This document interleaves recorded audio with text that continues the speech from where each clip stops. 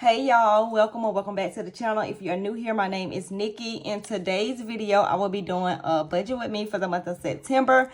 Let's get right into it. So the first thing I do is take out my budget notebook. I will link it down below in the description box just in case anyone is interested. Then I come over to my undated monthly calendar and I actually just fill it in. I already did that part of the video so you guys don't have to just sit through it. So I fill in the days, and the first thing I like to focus on is my paydays. So I am paid every other Friday. This payday will be on the 13th and the 27th. And then what I like to do is I like to come over to the paycheck budget worksheet and I just fill this in according to how I want to budget. Now I budget on a month-to-month basis. So I'm just going to scratch out paycheck and actually put month because I budget on a month-to-month basis. Now, when you get this budget notebook, it will have paycheck on it. I find that budgeting by paycheck is a little bit easier. Basically, before you actually get paid, you budget out your paycheck, and then when you actually paid and you start spending money, then you just write down your actual. That tends to be a little bit easier if you're just starting out with budgeting. But since I've been budgeting for a while, I just typically just do it on a month-to-month basis. So I put month at the top. And we're working in September. And then, like I said before, I am paid 2 times this month. And I budget my paychecks at the lowest amount that I've received. This month, I'm going to be budgeting at $2,000. So that gives me a total monthly income of $4,000 for the month of September. Then the next thing I do is I cross out date because, like I said before, since I do budget on a month-to-month basis, what I do is I budget by categories. This allows me to see how much money am I spending in each category, and I can adjust my budget accordingly. So the first category that I like to focus on is my savings. That's my priority.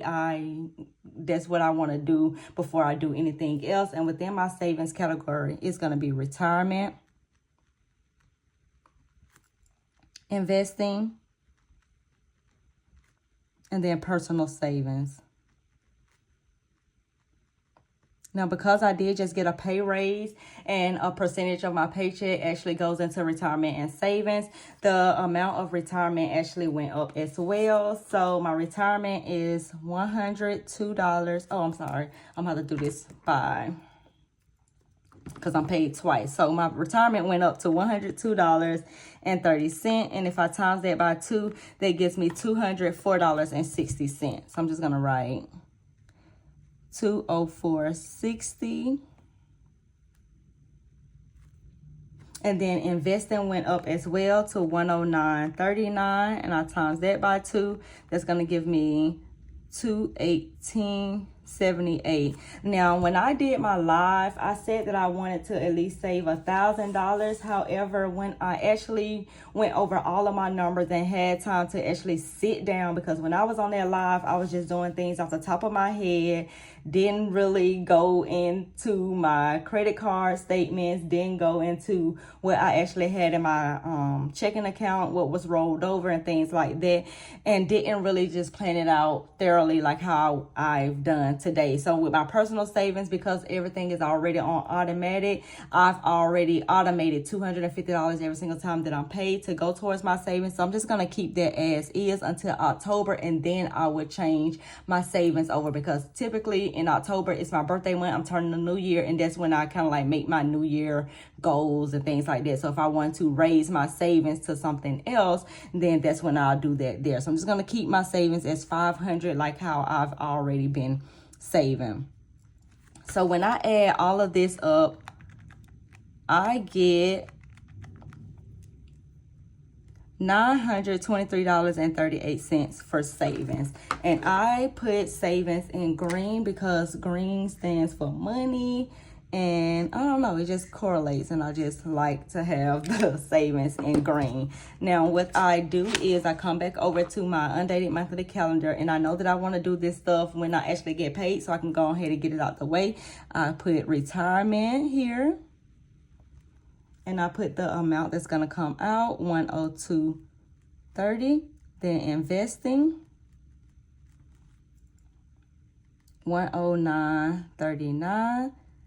Then savings, $250. Same here.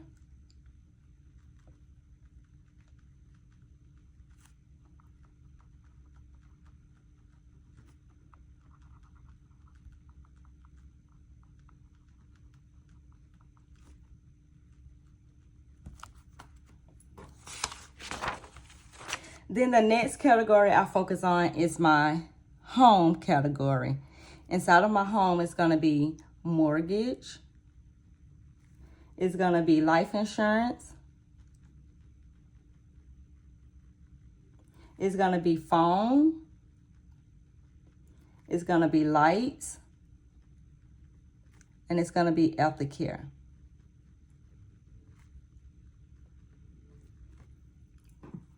So for my mortgage, there's no payment actually due, so I'm going to leave that blank, but I want to set aside at least something so when the mortgage is due in October, I won't have to come out of the pocket with the whole amount. So for life insurance, that's an automated payment of $11.50. That's actually due on the 3rd, so I'm going to come over here, life insurance,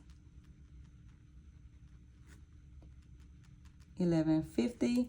Now I'm going to go ahead and highlight all of this in green because this tells me, okay, this is where the money, I'm gonna have some money there. The phone bill, I'm budgeting $203, and where I actually got this number from is last month when I did my budget and I actually went back and put my actuals. When I went to phone bill, I noticed that I was budgeting $202 and I actually went over 202.49, so I went over 49 cents, and I was going back through previous month and I went over a couple of cents. So I said, you know what, this month I need to really focus in or hone in on this budget. I really want to be very disciplined with myself when it comes to this budget because I'm going into a new home. I need to see exactly where this money is going.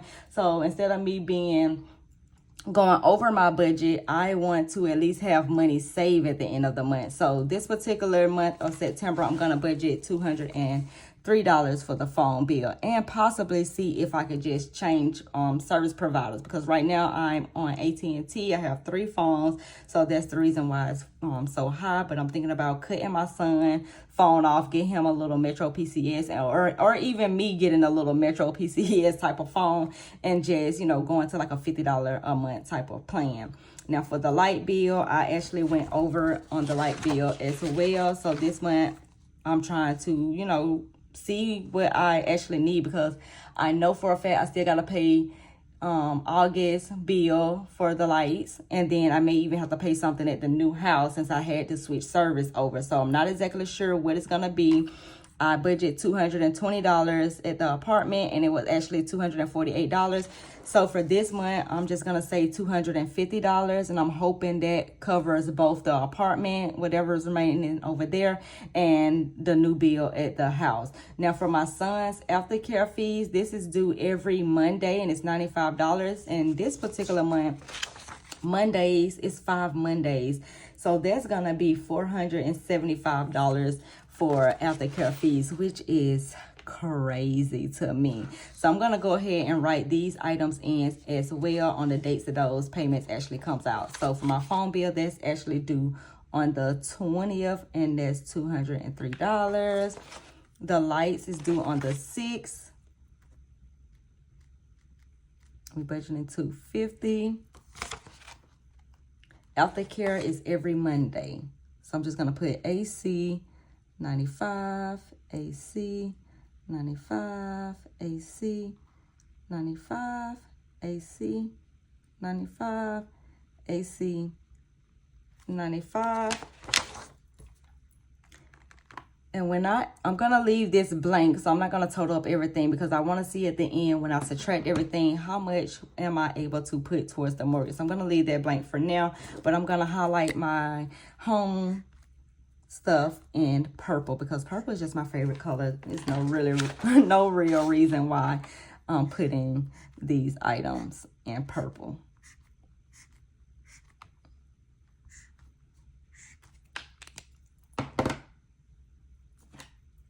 The next category is transportation. Now, for transportation, the only thing I cover is gas.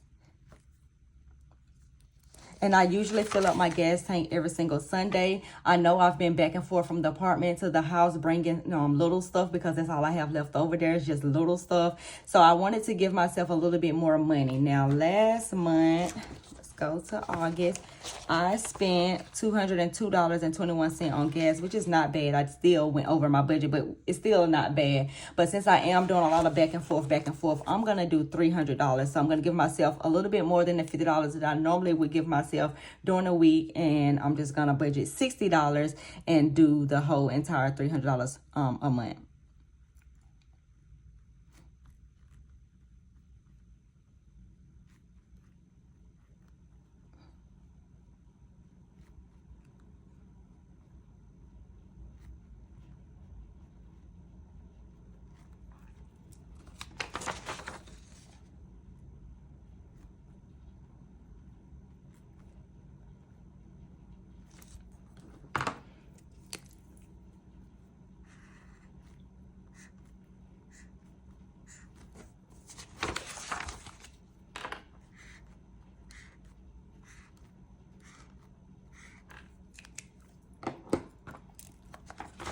The next category is food. Now, this is the category that I tend to actually overspend in, and I want to be very disciplined with myself. I'm not going to say strict, or I'm not going to restrict myself or anything like that. If I'm hungry, I'm definitely going to eat. But all of this spending money on out to eat like I did last month, it's a no-go this month. I'm scheduled to get my refrigerator this month. So far, since I've moved in since Sunday, which was September 1st, I do have a refrigerator. However, I only just have liquids in there right now, and I'm going to use this as like a storage or extra refrigerator, because the refrigerator that I actually want, that is scheduled to be delivered on this coming Saturday. So I've been eating out. I'm not even going to lie. I've been eating out, and it has been costing a whole lot of money. So my plan is, when I get this new refrigerator, I'm going to go to the grocery store. I'm going to pick up some little snacks that I can take to work with me, because I'm also spending money when I'm at work eating out as well. But I would love y'all suggestions. If y'all have any tips for people that actually work outside, that be in their cars all day long when they are working, because I don't have a place to kind of like warm up food. Although there's a gas station on my route, and I'm sure she doesn't mind, because I'm really cool with the lady who owned the gas station. I'm sure she wouldn't mind if I actually warm up something, but I don't want to take advantage of that. But if you have any ideas on things I can pick up from the grocery store that I can kind of like keep in my cooler, or I can keep in my lunch bag to kind of like snack on while I'm out there delivering mail and working on my route and things like that, I would definitely love y'all tips. So I'm going to budget $300 for food, and I'm going to really try to be very careful with not going over this $300 amount. Next category is subscriptions. Now, the only subscription I have is just my Apple. What actually comes off my phone, basically, it comes out of the, forgot what you call it, whatever you have set up on your phone. So I have like my iPhone storage, and then I have Google storage, because my email is full, and it's my main account where my son's school emailed me. I just have so many emails in that account. I need to go through it and delete some stuff. But right now I'm paying $1.99 for that one. And then for more storage on my phone, I'm paying $9.99. So that gives me a total of $11.98 for subscriptions. Everything else I actually took off of my personal account and moved it over to the Just Call Me Nikki content creator account. I do make money online, and I do have expenses that I have to take care of, such as my Shopify accounts, vidIQ, TubeBuddy, Stand Store, where I sell digital products. So yeah, those types of expenses, if I'm making money online, it should be coming out of that account. So I actually put it on that account. So now that account actually have some expenses. So y'all let me know in the comment section down below if y'all would like to see a business budget with me or whatever. I don't have a whole lot of expenses, and I don't make a whole lot of money, but I wouldn't mind sharing, my budget as a content creator, so that you can start creating a budget for your content creator business as well, because you definitely need a budget for that as well. And when it comes to the Google storage and the iPhone storage, the Google storage actually comes out on the 12th.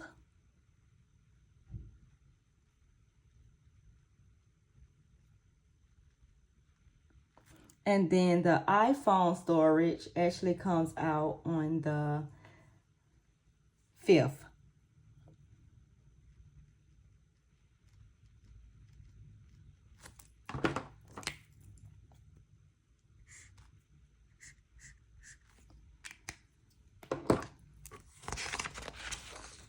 The next category is debt.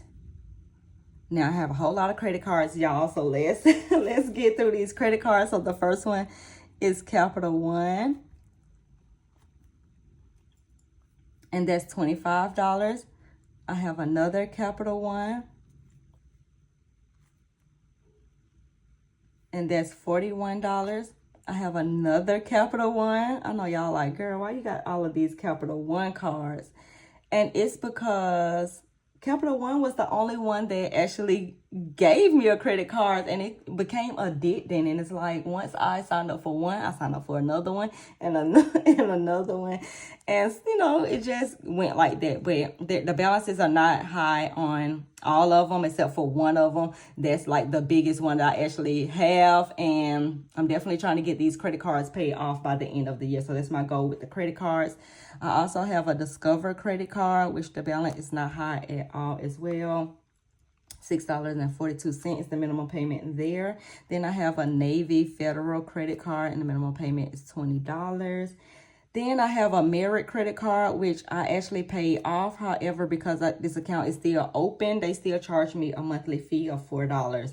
Now, before I actually got this house, I was told that I had to pay or get on a payment arrangement for this collection account that was on my credit report, and my payment is $115 for that. Because it is over $2,000, my lender would not allow me to get along with this collections there. If it was under $2,000, then they wouldn't have worried about it. So just keep that in mind, just in case you are purchasing a home. If you have anything in collection and it's over $2,000 total, if your whole total collection is over $2,000, you're gonna have to go on a payment arrangement for some things. So when I add everything up here, it totals up to $242.42 of minimum payments.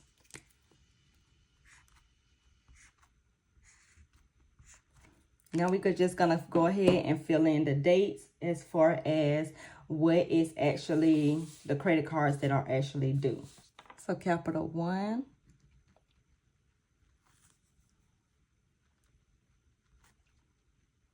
have two Capital Ones that's due on the 3rd. Then I have a Capital One that's due on the 25th.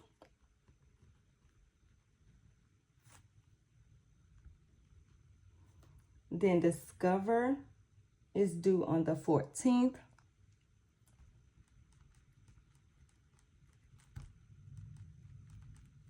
What was it? $6.42, I think.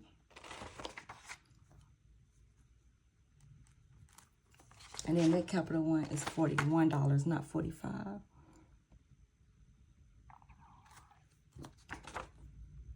Okay. Then Navy Federal is due on the 16th. Merit is due on the 16th. And then the collections is due on the 15th.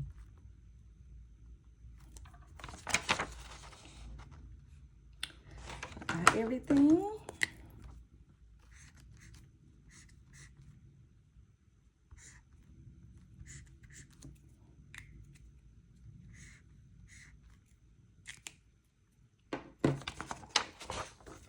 And then the next category is everything else.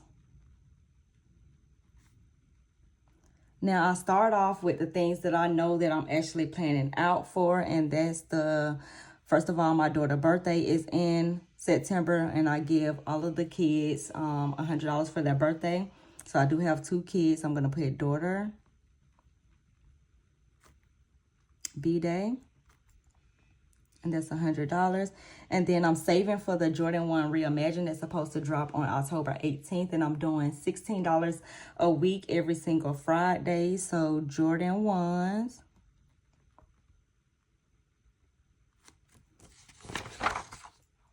So we're gonna put Jordan, and we're doing 16. This is not gonna be able to reach over there, but we can do it on Saturday.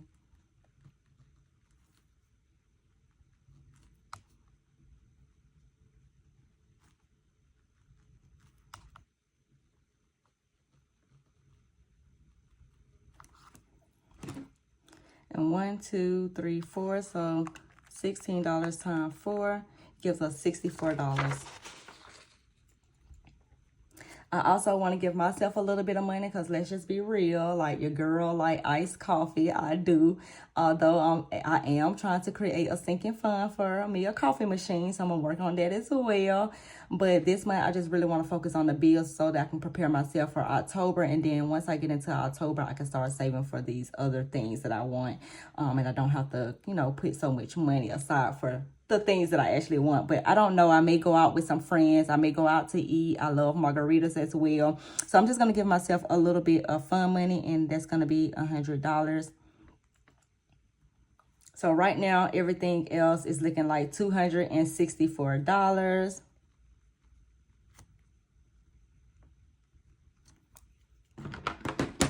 And this is gonna be in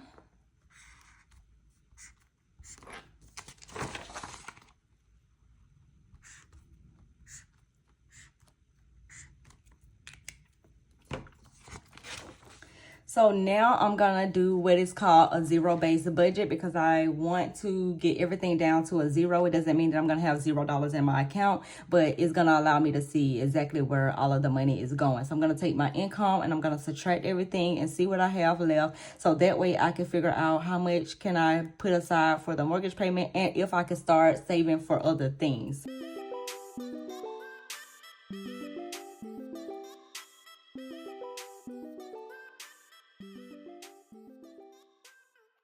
Left with $1,018.72. So I do want to go ahead and put possibly at least $500 aside for mortgage, but I'm gonna see if I could go ahead and do the 1,000. So I'm just gonna put 1,000 here, so I'll be way ahead of the curve when it comes time to actually the mortgage is actually due.